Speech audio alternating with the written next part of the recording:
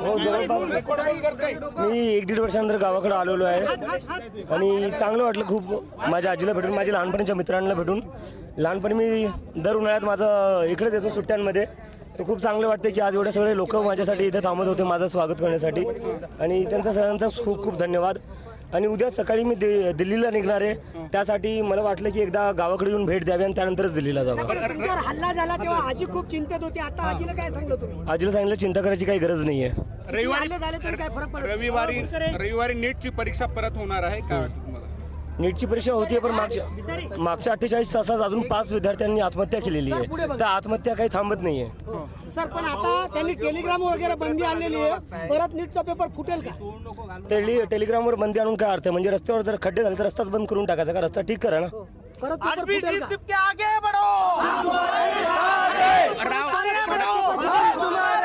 राहुल गांधी नीट paper फुटी प्रकरणी आता देशव्यापी आंदोलन करणार आहे. तर तुम्ही भेट घेणार आहेत का किंवा त्यांनी तुमच्याशी काही संपर्क साधलाय का? नाही, संवाद तर अजून काही झाला नाही. पण ज्यांना स्टुडंट्सची, विद्यार्थ्यांची काळजी आहे, ज्यांना वाटतं की नीट पेपर फुटीमुळे देशाचं नुकसान होतंय, भविष्याचं नुकसान होतंय, अशा सगळ्या नेत्यांनी पुढे येऊन स्टुडंटसोबत उभं राहावं. तुम्ही सोबत राहणार त्यांच्या? शिक्षण मंत्र्याच्या राजीनाम्यासंदर्भात तुम्ही आग्रही, तेच आग्रह कायम आहे का? राजीनामा घेतल्याशिवाय हे आंदोलन मागे जाणार नाही. परत आता नीट पेपर परत फुटण्याची शक्यता आहे का? आता ते त्यांनाच माहिती. जंतर मंतरचं त्या ठिकाणी किती विद्यार्थी राहतील? तिथे 10,000पेक्षा जास्त लोक असतात. महाराष्ट्राच्या राजकारणात मोठ्या घडामोडी होत आहेत. तुम्ही देश पातळीवर राजकारणात संपूर्ण लक्ष देत आहेत.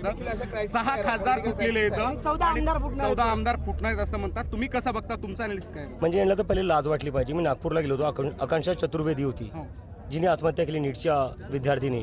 तिच्या घरापासून 500 मीटरवर देवेंद्र फडणवीस यांचं घर होतं. एक फोन नाही गेला, त्या परिवाराला एक मदत नाही गेली. तिच्या वडिलांना पॅरालिसिसचा अटॅक आलेला आहे. ते त्यांचं घर चालू नाही शकत.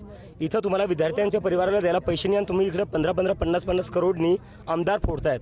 या विद्यार्थ्यांच्या परिवाराला पैसे द्या ना. त्यासाठी तुमच्याकडे पैसे नाही आहे. आमदार फोडायला, खासदार फोडायला तुमच्याकडे पैसे आहे. सुजात आंबेडकर म्हणतात तुमच्या RSSशी संबंध आहेत. मला त्याच्यावर काही बोलायचं नाही. Sujat Ambedkar is free to have his opinion. I don't want to comment on that. पुस्तक होतं ते RSSचं पुस्तक होतं असं त्यांचं म्हणणं आहे. ते काही म्हणू द्या, मला फरक नाही. माझा मुद्दा स्टुडंट्सचा आहे. मला कोणाला सर्टिफिकेट द्यायची गरज नाही. माझी देशभक्तीची किंवा माझ्या दलित असण्याची मला कोणाला सर्टिफिकेट द्यायची गरज नाही.